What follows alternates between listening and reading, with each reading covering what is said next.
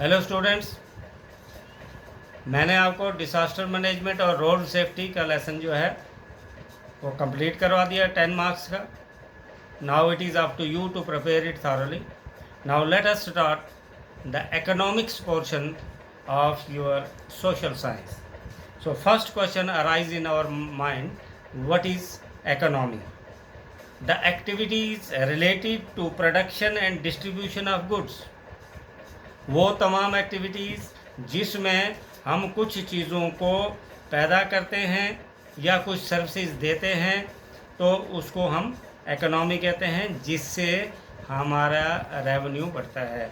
The activities related to the production and distribution, सिर्फ पैदा ही नहीं करना लेकिन लोगों तक पहुंचाना भी है, जैसे हम बिजनेस करने के लिए बेचते हैं। डिस्ट्रीब्यूशन ऑफ गुड्स, यहाँ गुड्स का मतलब है चीज़ें, and services in a particular area is known as economy, and the subject or branch of science which deals with the economy of a particular country or economy of the world is known as economics. उसको economics कहते हैं। Science की वो branch जो economy से deal करती है। और इकोनॉमी क्या हो गया? चीज़ों का पैदा करना, उनका डिस्ट्रीब्यूट करना, सर्विसेज का देना किसी एक पर्टिकुलर एरिया में। अगर JNK में हो रहा है तो JNK इकनॉमी, अगर किसी और एरिया में हो रहा है तो वहाँ की इकनॉमी, अगर कंट्री में हो रहा है तो कंट्री की इकनॉमी। डियर स्टूडेंट्स, एक ज़मींदार है जो डायरेक्ट चीज़ों को पैदा करता है और बेचता है।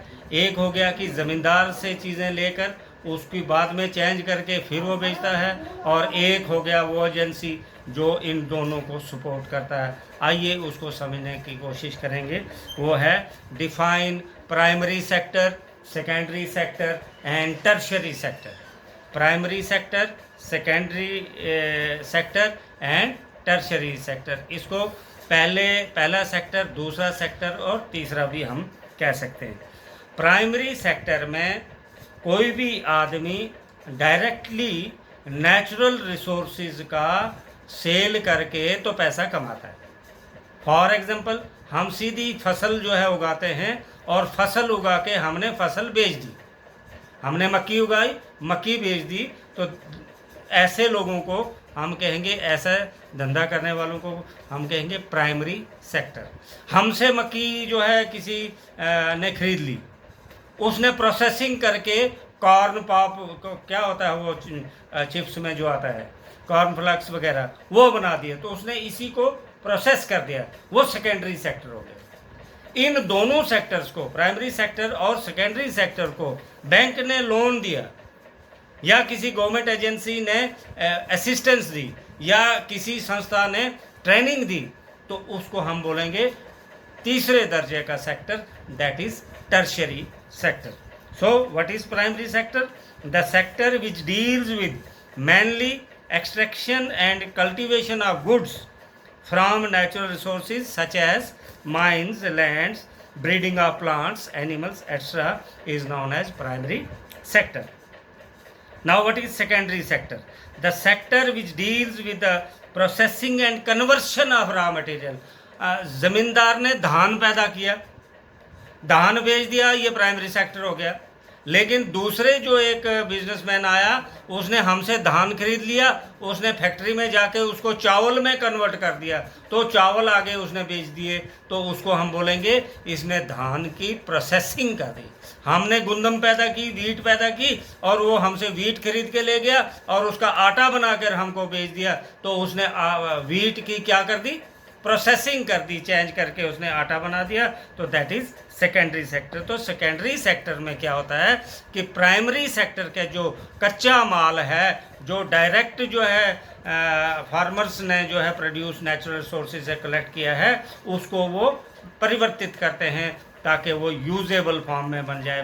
फॉर एग्जांपल, धान को हम उबालेंगे तो चावल नहीं बन सकता है, ये यूजेबल फॉर्म में नहीं है। बाद में इस धान को सिकड़ा उतार के चावल बनाए जाते हैं, तो चावल जो है, राइस जो है, वो यूजेबल फॉर्म हो जाता है। Now tertiary sector is quite different from both the sectors. यहाँ पर दोनों के दोनों किसी न किसी तरीके से प्रोडक्ट के साथ जुड़े हुए थे। लेकिन टर्शरी सेक्टर एक तीसरा सेक्टर है जो डायरेक्टली इन्वॉल्व इन चीज़ों में नहीं होता है, वो फाइनेंशियल सपोर्ट देता है। टर्शरी सेक्टर में क्या आता है, बैंक्स आ गए या इंश्योरेंस आ गया या वेयर हाउसिंग आ गया, वो मॉनेटरी सपोर्ट देते हैं, जिससे प्राइमरी सेक्टर और सेकेंडरी सेक्टर जो है वो डेवलप होता है। मुझे उम्मीद है कि आप अंडरस्टैंड कर गए होंगे what is primary sector, what is secondary sector and what is tertiary sector. Now let us discuss further what are rabi and kharif crops. कुछ क्रॉप्स को रबी क्रॉप्स कहते हैं, कुछ को खरीफ क्रॉप कहते हैं। इसको अगर हिंदी या उर्दू में हम देखेंगे, सर्दियों में होने वाली फसलें और गर्मियों में उगने वाली फसलें। वो फसलें जो सर्दियों में उगती हैं, those crops which are grown in winter season are known as rabi crops. आपने एक याद रखना है, दूसरा ऑटोमेटिकली याद हो जाएगा। For example wheat, barley, peas, gram, mustard, सरसों जिसको हम बोलते हैं, मटर है। अभी जो सर्दियों में आगे फसलें लगेंगी तो उसको हम रबी क्रॉप्स कहेंगे, लेकिन जो आज से पहले हो चुकी उनको खरीफ क्रॉप्स कहते हैं। जैसे और रबी जो क्रॉप्स हैं ये कब बोई जाती हैं, नवंबर में बोई जाती हैं और मार्च तक ये तैयार हो जाती है। जो खरीफ क्रॉप्स हैं इनको समर क्रॉप्स भी कहते हैं। ये बोई जाती हैं मई के महीने में और अक्टूबर तक जो है ये तैयार हो जाती हैं। फॉर एग्जांपल मेज़ है, बाजरा है, ज्वार है, मिलेट्स हैं, राइस है, सोयाबीन वगैरह वगैरह। आइए आगे चलते हैं। What is horticulture? What is pisciculture? What is fisheries? What is green revolution? Horticulture क्या है? It is that branch of science which deals with the science and technology and business and growing of fruit plants, medicinal plants, etc. Science की वो branch जिसमें ज़मींदारों को या लोगों को ये शिक्षा दी जाती है कि फलदार पौधे कैसे डेवलप किए जाते हैं, कैसे ज़्यादा से ज़्यादा फ्रूट्स हम उगा सकें, मेडिसिनल प्लांट्स कैसे ज़्यादा से ज़्यादा पैदा किए जा सकें। इसका एक अलग से डिपार्टमेंट होता है जिसको हॉर्टिकल्चर डिपार्टमेंट भी कहते हैं। तो इस ब्रांच को हम हॉर्टिकल्चर कहते हैं। Now what is fisheries? Fisheries में raising fish through fish farming and aquaculture. Aquaculture के ज़रिए और फिश फार्मिंग के ज़रिए आजकल तालाब बनाए जाते हैं आर्टिफिशियल, उसमें पानी डाला जाता है, फिर जो है एग्स जो है फ़िश के डाले जाते हैं। खासकर ट्राउट फिश जो है वो बहुत ज़्यादा जो है आर्टिफिशियली तैयार की जाती है। फिर वो लोग जो हैं इसको मार्केट में बेचते हैं और अपने सोर्स ऑफ इनकम कमा लेते हैं। That is known as fisheries. और इसका भी गवर्नमेंट के हिसाब से एक अलग डिपार्टमेंट है जिसको फिशरीज डिपार्टमेंट कहते हैं। Now what is green revolution? Green revolution means a broad programme launched by central government to increase the productivity of agriculture, जिसमें खेती बाड़ी को ज़्यादा बढ़ावा मिल सके। ग्रीन रिवॉल्यूशन मीन्स ज़्यादा से ज़्यादा क्रॉप प्लांट्स, ज़्यादा से ज़्यादा ऐसे पौधे जो फॉडर माल के लिए चारा हों, ज़्यादा से ज़्यादा पौधे जिससे हमें दालें मिल सकें। हाई यील्डिंग वेराइटीज़ जिसको HYV भी कहते हैं, ज़्यादा उपज देने वाली फसलें उगाई जाएं, उसको हम ग्रीन रिवॉल्यूशन कहते हैं। इसके साथ ही कुछ टर्म्स हैं। What is floriculture, what is sericulture, what is pisciculture, what is apiculture. ये आपको एक एक नंबर का पूछ सकते हैं, लेकिन अगर ध्यान से वर्ड को पढ़ेंगे तो इसी के बीच में आंसर होता है। Floriculture means growing of seeds और फ्लावर्स प्लांट, मतलब फूल उगाए जाएं या फूल वाले बीज तैयार किए जाएं। सबसे बढ़िया एग्जांपल हमारे पास कश्मीर में टुलिप गार्डन है, जहां पर टुलिप के जो फ्लावर्स डेवलप किए जाते हैं उसको देखने के लिए टूरिस्ट भी आते हैं और वो फ्लावर्स की डिमांड भी होती है। फिर आता है pisciculture. Pisciculture means rearing and raising of fish, trout fish हैं जैसे, इसको पिस्की कल्चर भी कहते हैं। और एपीकल्चर का मतलब हुआ शहद की मक्खियों को या हनी बी की, जिससे मखीर हमें मिलता है, उनको कैसे डेवलप करें, उनको कैसे पालें ताकि ज़्यादा से ज़्यादा हमें ये जो मखीर मिल सके। फिर आता है what is GDP? Gross domestic product. Gross domestic product ये इसकी फुल फॉर्म है। हमारे देश में टोटल कितनी चीज़ें तैयार हुई, उसकी कितनी वैल्यू है, दैट इज जीडीपी। एक साल में कितनी चीज़ें हमारे कंट्री में तैयार हुई, कितनी सर्विसेज हमने प्रोड्यूस की, उसकी वैल्यू को हम जीडीपी कहते हैं। जीडीपी डाउन होने का मतलब है कि प्रोडक्शन कम हो गया, जीडीपी अप होने का मतलब है कि प्रोडक्शन बढ़ गई। और जैसे जैसे हमारी जीडीपी बढ़ेगी वैसे वैसे ही हमारा रेवेन्यू भी बढ़ते जाता है। और एक और कंसेप्ट छोटा सा ले लेते हैं, लाइफ स्टॉक किसे कहते हैं।